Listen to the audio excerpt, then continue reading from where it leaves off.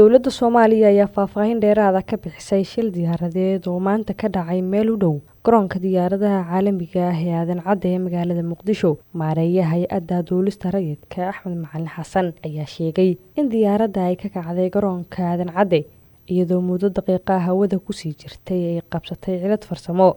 Maareeyaha ayaa sheegay inaysan jirin wax khasaare nafeed oo shil ah oo diyaaraddaasi ka dhashay, waxaana la soo badbaadiyay dhammaan rakaabkii la socday.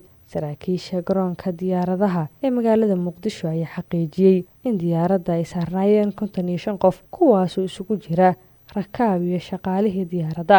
Kooxda gurmadka degdega ah iyo dabdamiska garoonka ayaa durbabiiba gaaray goobta diyaaraddu ay ka dhacday iyadoo ku guuleysteen inay si nabad ah rakaabka loo soo badbaadiyo. adeegga maamuus ee shirkadda Hormuud waa xirmooyin adiga ku gaar ah oo ka kooban internet kaliya, ku hadal kaliya ama internet iyo ku hadal wada jira. Naftaada ku maamuus xirmooyinka adeegga maamuus oo kaga shubo hadda xidig 212